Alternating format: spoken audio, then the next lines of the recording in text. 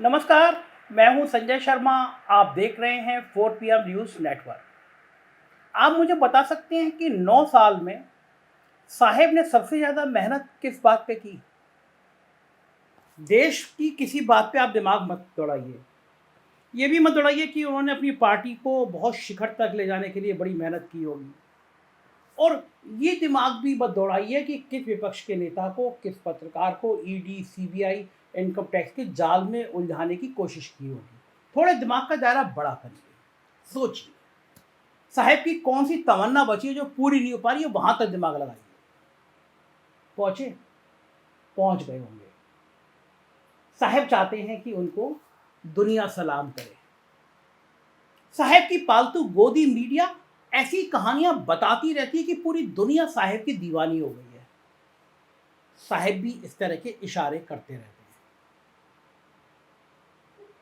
मगर उत्तर प्रदेश में एक घटना घटती है और पूरी दुनिया भिगो भिगो के जूते मारती है।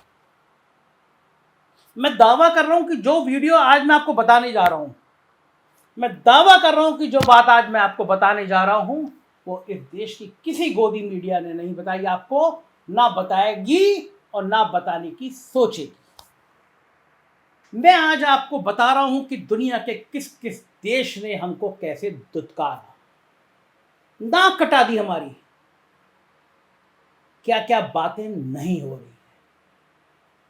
रात के 2 बजे मुझे एक लंदन से फोन आता है और फिर मैं आपको बताता हूं क्या कहानी हुई। इस वीडियो को पूरा देखिएगा। एक रिक्वेस्ट उससे पहले आपसे, आप ही मेरे हैं तो मैं आपसे कह सकता हूं, इस वीडियो के सब्सक्रिप्शन में जाएंगे तो एक छोटा सा फॉर्म होगा मेंबरशिप का। अच्छा लगेगा मुझे अगर आप मेरी मेंबरशिप लेंगे, 4 PM की परिवार का सदस्य बनेंगे। आता हूं आज के वीडियो की। बाहुबली नेता और माफिया अतीक अहमद और उसके भाई अशरफ की पुलिस कस्टडी में सरेआम हत्या कर दिए जाने पर प्रदेश की पूरी पुलिस सवालों के घेरे में हो भी क्यों ना। आखिर जिस प्रदेश की सख्त कानून व्यवस्था और पुलिस की दुरुस्ती का दम पूरे देश में सीएम योगी भरते रहते हैं, उसी पुलिस और कानून व्यवस्था को तमाचा जड़ते हुए 3 नौजवानों ने पूर्व सांसद और पूर्व विधायक को पुलिस प्रशासन के सामने चलते हुए कैमरों के सामने गोलियों से भून डाला। पुलिस प्रशासन पर सवाल इसलिए भी उठ रहे हैं क्योंकि एक ओर तो ये हत्यारे कई राउंड की फायरिंग करते रहे और दूसरी ओर यूपी पुलिस अपने हाथ बांधे खड़ी रही। पुलिस की ओर से एक भी हवाई फायर तक नहीं किया गया क्योंकि हत्यारे जय श्री राम का नारा लगा रहे थे। ऐसे में पुलिस की भूमिका पर तो सवाल उठना लाजमी है। भले भारत की कथित मेन स्ट्रीम मीडिया, गोदी मीडिया इस घटना पर ये कह रही हो कि ये योगी के खिलाफ साजिश हो गई, योगी सरकार की पीठ ठोक रही हो, इस कृत्य को माफियाओं को मिट्टी में मिला देंगे कि कथन की महानता के तौर पर दिखा रही हो। एक चैनल ने तो सर्वे दिखा दिया कि पब्लिक बड़ी खुश है। लेकिन अंतरराष्ट्रीय मीडिया ने इस घटना को लेकर पूरे देश की कानून व्यवस्था को आईना दिखा दिया है। पूरी दुनिया के जो चर्चित मीडिया है हाउस हैं, उन चर्चित मीडिया संस्थानों ने इस घटना को भारत में एक सांसद या विधायक की सरेआम हत्या के नाम पर दिखाया है, जो कहीं ना कहीं सच भी है। क्योंकि अतीक अहमद सांसद भी रहा है, कई बार का विधायक भी रहा है, जबकि उसका भाई अशरफ भी विधायक के रूप में रह चुका है। सोचिए आप, जब लोकसभा में ओम बिरला खड़े होकर कहेंगे कि सांसद अतीक अहमद के निधन पर यह सदन श्रद्धांजलि देता है, तो प्रधानमंत्री नरेंद्र मोदी भी सिर झुका के 2 मिनट का खामोश रहेंगे, क्योंकि सदन का कोई भी सदस्य रह चुका व्यक्ति, उसका निधन होता है तो हाउस उसको श्रद्धांजलि देता है। सोचिए आप, जब सतीश महाना कहेंगे कि सदन के सदस्य रह चुके अतीक अहमद और अशरफ की मृत्यु के बाद यह सदन श्रद्धांजलि देता है, तो 2 मिनट का सिर झुका के मौन योगी आदित्यनाथ भी रखेंगे। लेकिन इस हत्या ने पूरी दुनिया में जो भिगो भिगो के जूता मारा है, उसकी कहानी आज मैं आपको सुनाने जा रहा हूं। यूके से लेकर यूएस तक, जापान, एशिया और खाड़ी देशों तक कई प्रमुख मीडिया संस्थानों ने इस घटना को भारत में सरेआम एक सांसद और विधायक की हत्या के नाम पर दिखाकर भारत की कानून व्यवस्था पर सवालिया निशान खड़े कर दिए। कोई छोटे मोटे अखबार नहीं है, लोकल अखबार नहीं है, गोदी मीडिया नहीं है। इन संस्थानों में BBC, New York times, the Washington times, Al Jazeera, CNN, New York post, the guardian, evening standard, independent, the US sun, gulf today, eastern I, Japan today, ये वो नाम है जिनको दुनिया भर में जाना जाता है। इन जैसे कई बड़े और प्रमुख इंटरनेशनल मीडिया संस्थान शामिल हैं जिन्होंने अतीक और अशरफ की हत्या को एक सांसद और विधायक की हत्या बताते हुए कहा कि भारत में देश की कानून व्यवस्था चूर चूर हो गई है, कानून व्यवस्था के नाम पर तमाचा चढ़ा है। ऐसे में एक और साहब भारत को विश्व गुरु बनाने का सपना दिखा रहे हैं और आए दिन अंतर्राष्ट्रीय मंचों पर बड़ी बड़ी बातें करते हैं। दूसरी ओर देश के सबसे बड़े प्रदेश उत्तर प्रदेश में उनकी ही पार्टी की सत्ता होने के बाद इस तरह दो जनप्रतिनिधियों की सरेआम गोलियों से भूनकर हत्या कर दी जाना पूरी दुनिया में भारत की थू थू करवा रहा है। भले ही अपने देश में गोदी मीडिया इस घटना को लेकर योगी सरकार की पीठ थपथपा रहा है, लेकिन इंटरनेशनल मीडिया इस घटना को लेकर भारत के बारे में क्या सोच रहा है, यह भी गोदी मीडिया और साहब के चमचों को देखना चाहिए। माफियाओं का खात्मा करने का यह तरीका अब साहब को काफी महंगा पड़ सकता है, क्योंकि दुनिया सिर्फ कुछ एक चाटुकारों और साहब के चमचों से नहीं चलती है। जो यहां दिखाया जा रहा है कि बाबा ने मिट्टी में मिला दिया माफियाओं को, सोशल मीडिया में वायरल किया जा रहा है, माफियाओं का मिट्टी में मिलाना शुरू वगैरह वगैरह, लेकिन पूरी दुनिया में इस घटना ने भारत की कानून व्यवस्था का सर शर्म से झुका दिया है। उसी का नतीजा है कि दुनिया के इतने बड़े मीडिया संस्थान अब भारत की कानून व्यवस्था पर उंगली उठा रहे हैं। सरेआम एक विधायक और सांसद की हत्या करने पर देश में बिगड़ते माहौल और बदहाल कानून व्यवस्था को जिम्मेदार ठहरा रहे हैं। इतना ही नहीं, अमेरिका का सबसे प्रमुख अखबार वॉशिंगटन टाइम्स, जिसमें कभी कोई साहब की बात छप जाती है तो पूरी बीजेपी गदगद हो जाती है, वॉशिंगटन टाइम्स जैसे प्रतिष्ठित मीडिया संस्थान ने इस पूरी घटना को लेकर भारत में बिगड़ते माहौल और हिंदू मुसलमान के तुष्टीकरण की बात भी कही है। वॉशिंगटन टाइम्स लिखता है कि 2017 से भारतीय जनता पार्टी की सरकार आने के बाद से 180 लोग जो क्रिमिनल एक्टिविटी में संलिप्त थे उन्हें कथित पुलिस एनकाउंटर में मार गिराया गया। गौर देने वाली बात यह है कि इंटरनेशनल मीडिया भी इस बात से भरी भांति वाकिफ है, ये पुलिस का एनकाउंटर सिर्फ कथित ही है। शब्द पे ध्यान दीजिएगा, कथित मतलब डाउटफुल।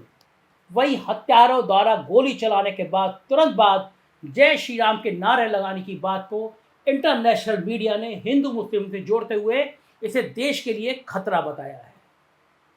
अपने देश में भले ही साहब के कुछ पालतू पत्रकार इस घटना को लेकर पिछले 3 दिनों से योगी सरकार और साहब की जय जयकार कर रहे हों, लेकिन इंटरनेशनल मीडिया में योगी बाबा ने उत्तर प्रदेश समेत पूरे भारत की छवि को काफी नुकसान पहुंचा दिया है। ये मैं कहूं कि अगर थू थू करवा दी है सरकार ने तो कोई अतिशयोक्ति नहीं होगी। आखिर ये कैसी कानून व्यवस्था है जहां आप अपने ही देश की घनघोर बेइज्जती करा रहे हैं, पूरी दुनिया की नज़रों में देश को एक गलत दिशा में ले जा रहे हैं, क्योंकि जिस देश में एक पूर्व विधायक और पूर्व सांसद की पुलिस कस्टडी में कैमरों के सामने गोली मारकर हत्या हो जाए और उसके बाद हत्यारों द्वारा जय श्री राम के नारे लगाए जाए और पुलिस उस पूरे घटना के दौरान सिर्फ मूक दर्शक बनी देखती रहे, तो ऐसी घटना के बाद अंतर्राष्ट्रीय स्तर पर तो देश की छवि को नुकसान होगा ही होगा।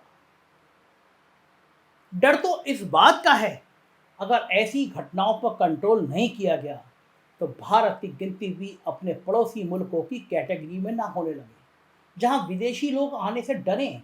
24 घंटे नहीं हुए, आज जालौन में एक लड़की बीए की लड़की पढ़ के आ रही थी, इसी स्टाइल में 2 लफंगे आते हैं, उसकी कनपट्टी पर तमंचा रखती हैं, गोली मारते हैं, हत्या कर देती हैं। बीए में कर रही थी लड़की, रोशी नाम था, 21 साल की लड़की थी।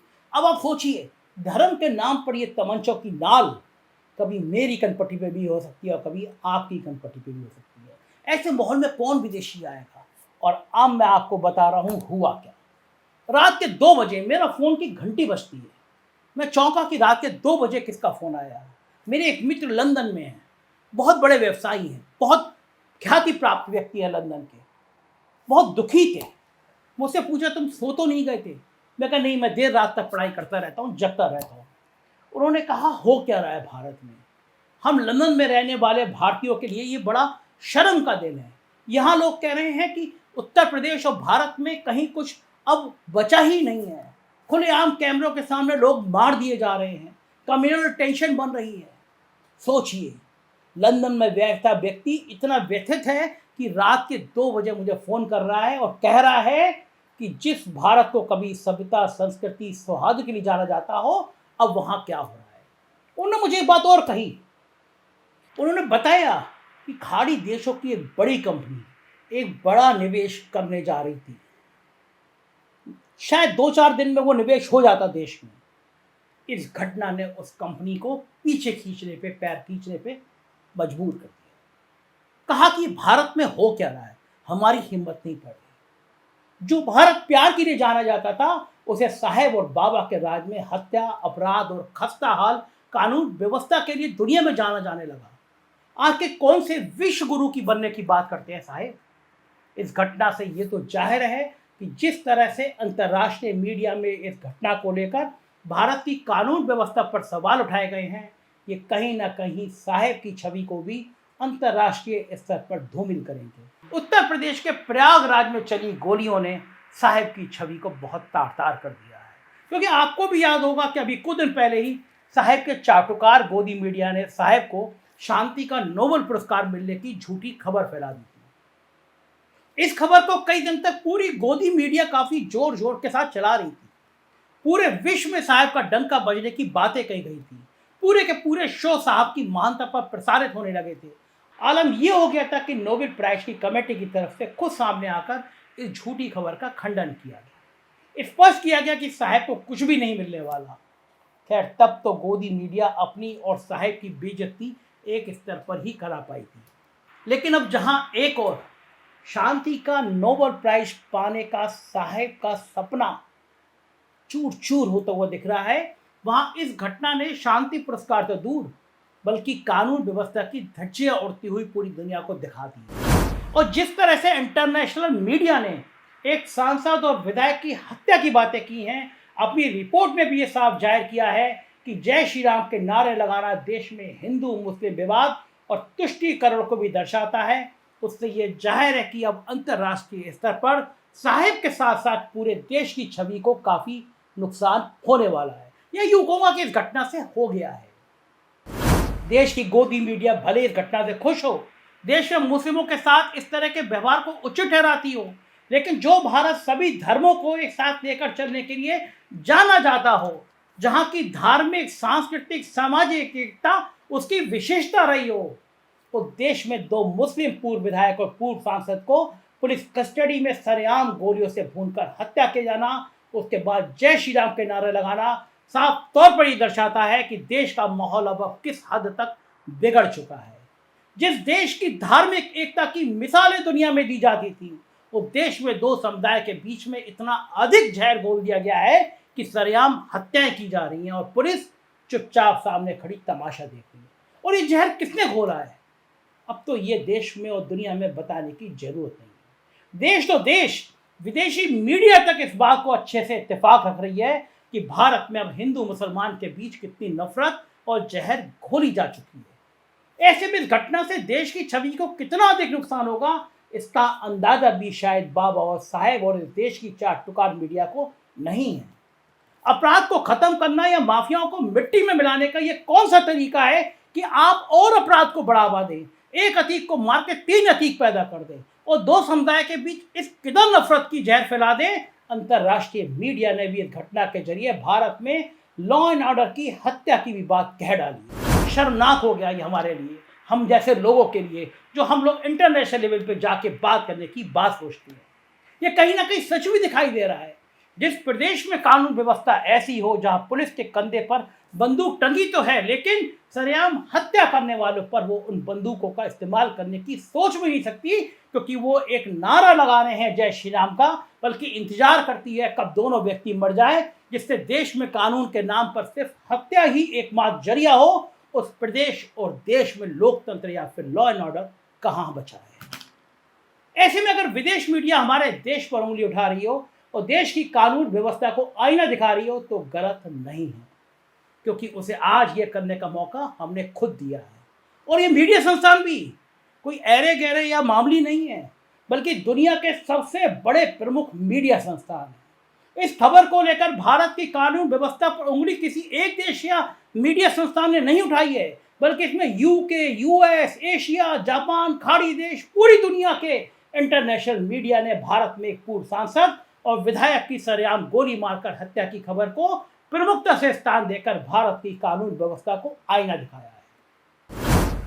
बाबा योगी बाबा ने अपनी पीठ ठोकने के लिए पूरी दुनिया में भारत का अपमान करा दिया। अब सोचना आपको भी है, क्या ऐसे बनेगा भारत विश्वगुरु?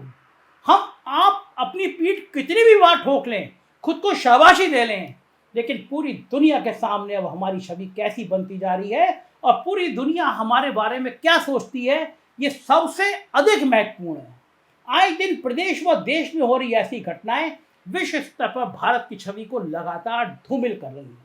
आखिर ऐसी घटनाओं पर समय रहते लगाम नहीं लगी तो उसका नुकसान साहिब ही नहीं बल्कि पूरे देश को उठाना पड़ेगा।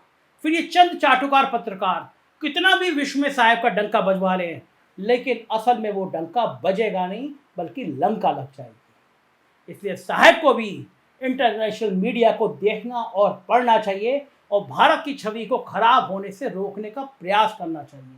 साहब करें तो करें क्या, इंटरनेशनल मीडिया के खिलाफ जांच भी नहीं करा सकते, ईडी, सीबीआई और इनकम टैक्स के नोटिस भी नहीं भिजवा सकते।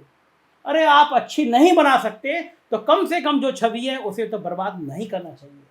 फिलहाल इस घटना के बाद अब कुछ तो सीखना चाहिए चाटुकारों को, और बाबा और साहेब को भी, पत्रकारों को भी धमकाना बंद करना चाहिए, देश के हालात सुधारना चाहिए, क्योंकि हम जैसे पत्रकार तो बोलेंगे, डंके की चोट तो बोलेंगे।